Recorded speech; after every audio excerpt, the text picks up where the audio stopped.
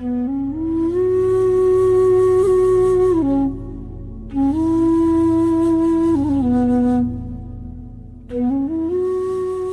a human being is born, a certain software is set within himself, which is a combination of time, energy, and the information that he carries with him.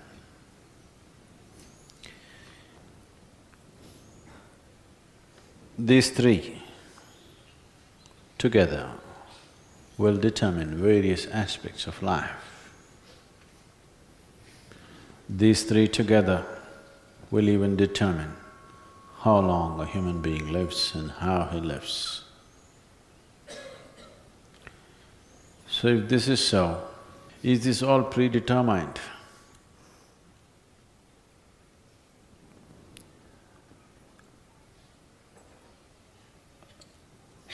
The information is definitely predetermined. This does not mean you cannot take in new information. It is just that it kind of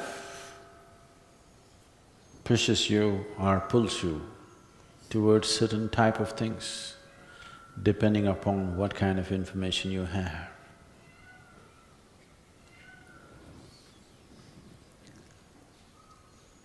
But this does not stop you from taking in fresh information today, this moment. Energy is allotted for different aspects of life. This information that we were talking about, a whole heap of information, is referred to as sanchita or sanchita karma. The allotted information which must be handled, which is more urgent, express, and a little more compulsive than the rest of it. This information that you have is from elsewhere, what life has gathered. The energy allotted within the system allots according to the nature of the information. If your information or the karmic information is leaning towards or veering towards, let's say, for example, physicality, you will see the energies naturally allot themselves into the physical structure of who you are. If the information is leaning towards your intellectual process, accordingly the energy allots itself to that activity. If the information is very emotional, energy allots itself to that dimension. If it is inclining towards a spiritual dimension, then energy allots itself in that direction. This allotment is happening by natural tendencies, but this does not mean one cannot reallocate.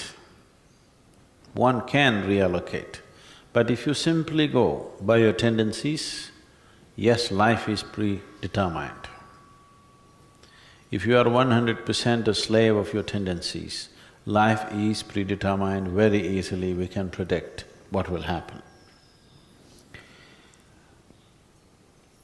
Reallocation of energy, how we manage our energies, in which direction we focus on energies, do we enhance it or do we deplete it? These things are very much in our hands.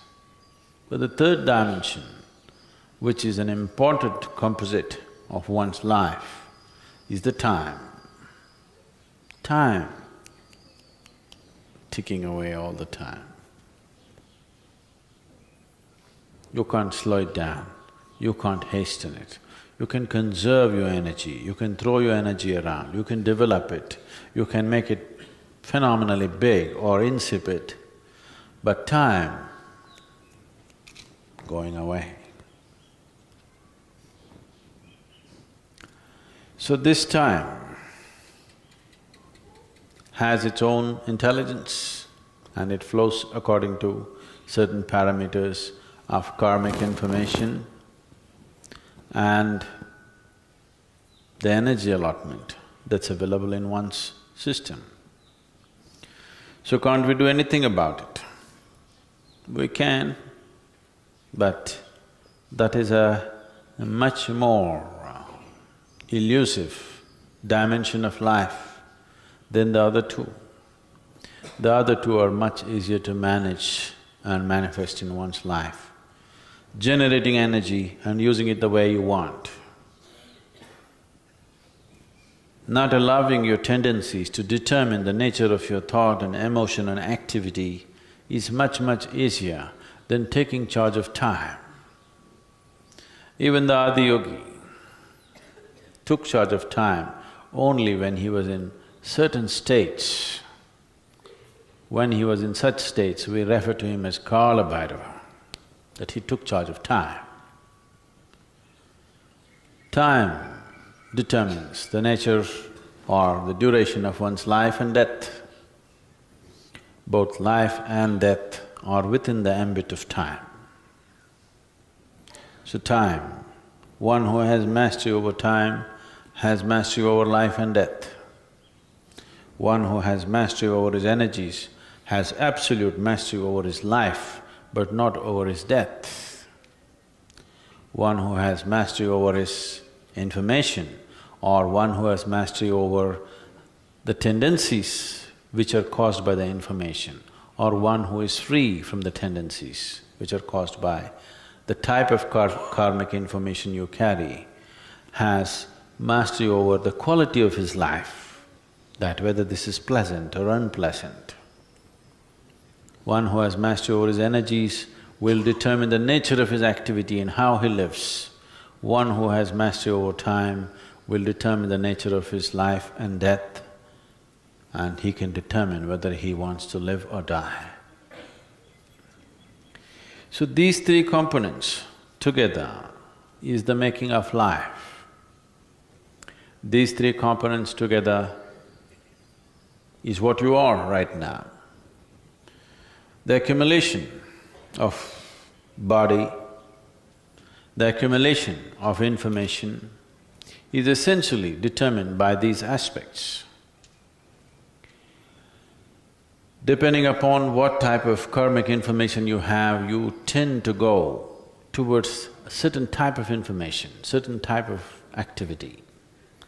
Depending upon how your energy is allotted, you naturally tend to choose certain type of activity. So they were asking me, Sadhguru, our activity, isn't it a barrier? If we give up activity, won't we be progressing spiritually faster? If you can give up all levels of activity, yes, for sure. Giving up activity, all levels of activity includes food and going to the toilet and what happens in your mind. Nice karma is the best karma. That means no activity, everything is at standstill. You just don't do work, that's not nice karma, that's bumming around.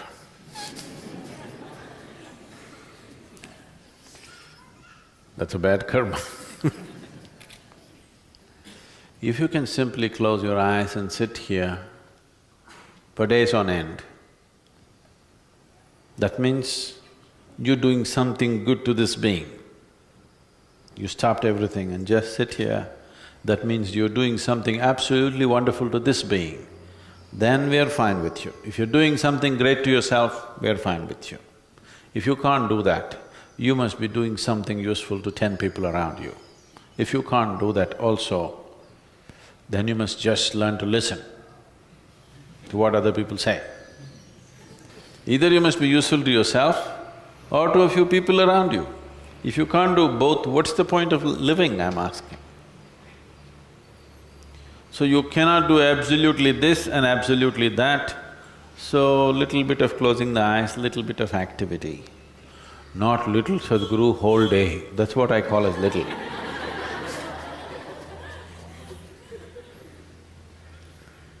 Because 24, is it such a great number? Is 24 a very big number? Even this little child knows what is 24? Yes, see. Even this little baby knows what is 24, all 24 hours. Either it must be invested in sadhana or in work. What about my sleep?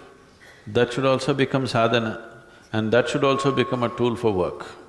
Rest is the basis of activity, do you understand?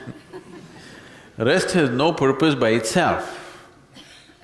If you only want to rest, you must rest in peace. If you want to practice only rest, then we will bury you. You can practice rest. Rest is used only as a basis of… all activity is based in restfulness. So we want you to be in a restful condition so that you could be active.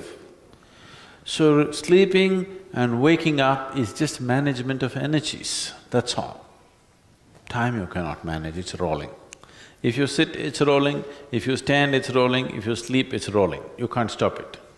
But sleep and activity is a way of managing our energies and a way of coming back with new force tomorrow morning. As you go, you're like a battery cell, slowly comes back. So you charge it up and again come back. The idea of charging the battery is to put it to use again, isn't it? Nobody charges a battery just for the sake of charging a battery. You charge the battery because you want to use it. So, if one not intellectually understands, if one grasps these three dimensions within yourself, that you are a combination of time, energies and information, if you can conduct these three things, if you can conduct all these three things effectively, then you're free in every way, in every way. That's liberation, that's mukti. If you can conduct all these three things consciously, you are 100% free. If you just conduct your information consciously and you can manage it well, you are 33% free, you still don't have passing mark. If you manage your energies well and also information well, you are 66%, all right, you're doing okay. But if you manage all the three, then you're free.